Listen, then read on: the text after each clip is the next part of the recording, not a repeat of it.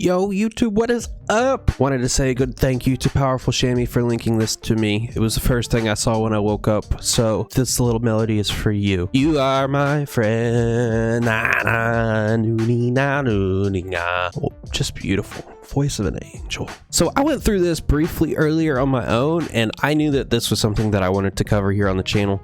I know that there have been some Korean links that I've let slip by. I didn't really cover Ogma in advance. I didn't truly cover the inner workings of Camazone when it became released.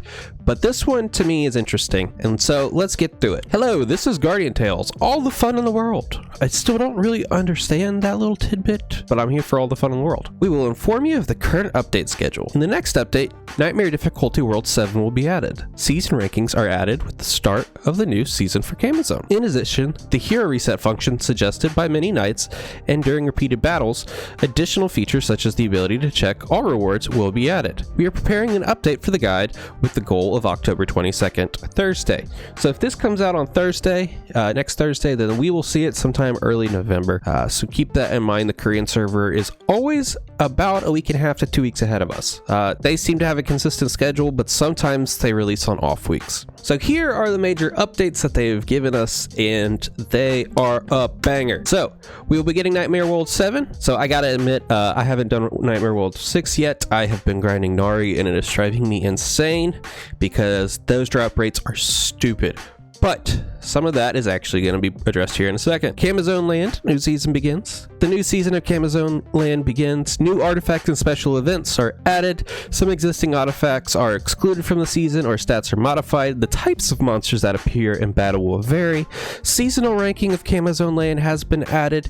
You can check the ranking in the order of the highest reaching point in the ongoing season. Ranking is reset every season.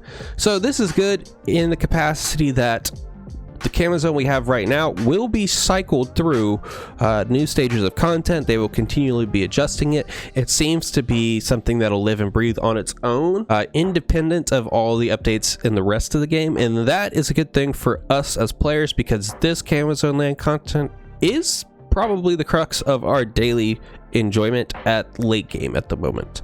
Everything else is hard capped by stat barriers. Camazone Land, there are some elements of strategy to it. I do need to make a guide on Camazone and the philosophy behind it, but we will get into that later.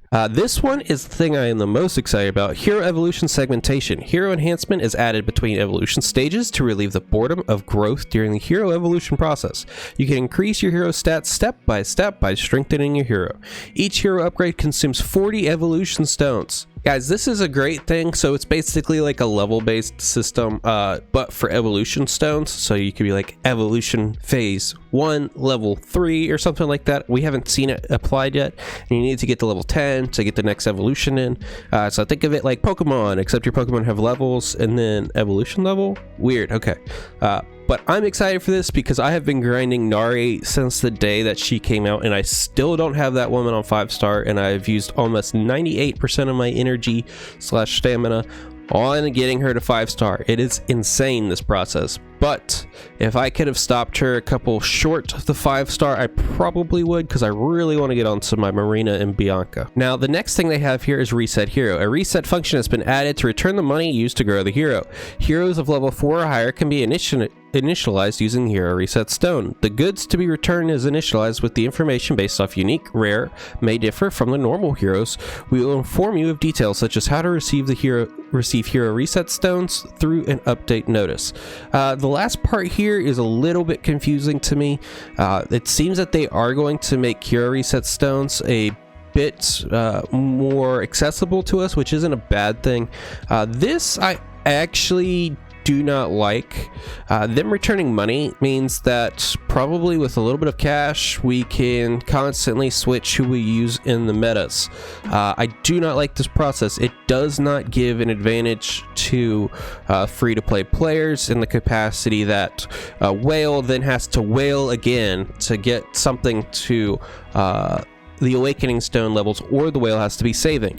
That is good for free-to-play players because that means that with the right level of planning and the commitment that they can then at some point match the meta of a whale, but with something as simple as resetting and getting 100% of the money and 100% of the stones using these paid options is not a good thing for free-to-play players unless these can be accessible through gems. Like if we can pay say 1,000 gems to get the stone and not have to give them $5, great news to some capacity still, even then, but still.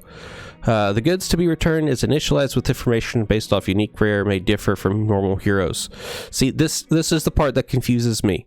Initialized with information based off unique rare may differ. So I don't know if that's talking about, it says from normal heroes, so I'm assuming unique rare means that the unique and rare heroes, and then your 2-star heroes and 1-star heroes are your normal heroes.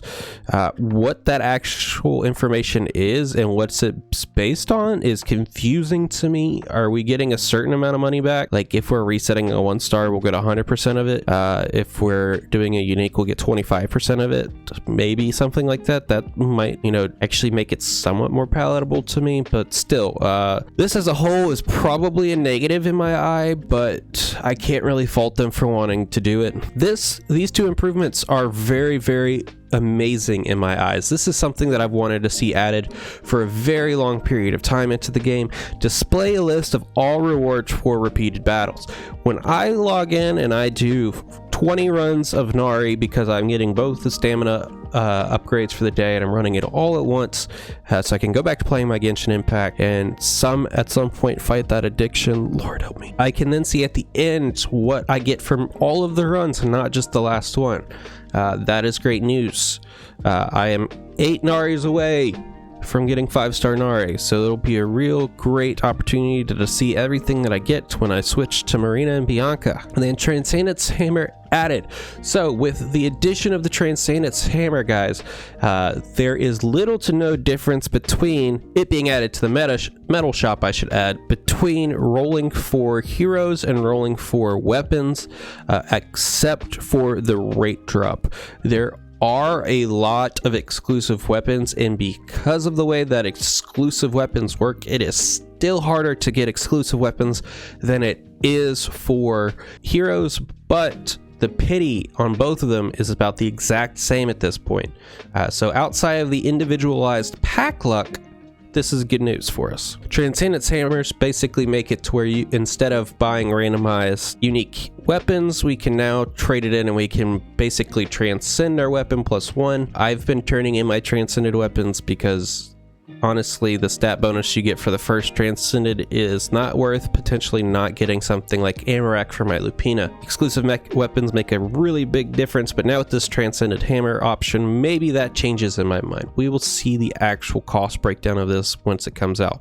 Expansion of Floating Labyrinth to floor 58, and a roadmap event in celebration of Halloween on October 31st. A roadmap event with a Halloween atmosphere will be held.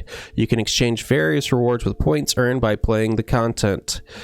So we have the Agma roadmap event right now, so it seems like we aren't going to be getting a standalone campaign for Halloween like we've seen for other individualized heroes. I kind of expected them to go all out for Halloween just based off of the thematics of the game. It seemed like something that they would do it, but it seems like instead they're just going to give us a bunch of freebies. I don't know if I can fault them for that given how much new content they have added to this game.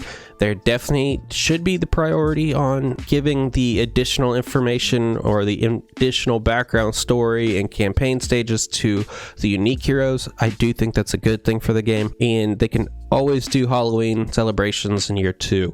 So, but this year we will just be getting a roadmap event, which isn't bad. And then here in the error correction and improvement, improve the phenomenon that Lupina intermittently becomes too far away for the target while using normal attacks. Alf's general attack occurs when the frame is lowered when 2x speed is in progress, and Coliseum becomes on an orbital elevator. Fix the problem of not hitting intermittently, and an issue where the effect of Armada's fleet bombardment was not visible intermittently in the arena has been fixed. Improvements have been made so that party members can better avoid the Ancient Demon's flame rays. Out of all of this, the only one that I can say a true hurrah for is this last one. all AI is stupid when it comes to the Ancient Demon. You basically have to 1v1 it at the end of the campaign.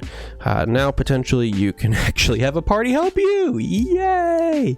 So guys, that does it for this update. We will see this in the beginning of November. Hopefully we will see this before that. Maybe they will push at least the Halloween theme to us in November, seeing as Halloween is the end of October for us. But seeing as this is hitting Korea October 22nd, out of all of this, the only thing I think we may get is the roadmap event. We'll see, guys. We'll see. There has been precedent set for how often that we will get updates compared to Korea, how far back behind we have. But that isn't to say that I am speaking to you the truth at which they push these things forward. It is obviously their option and their prerogative to change these things at any time they see fit. So with updates such as this, it's best to be informed in advance and to be excited, because there is plenty here to be excited about.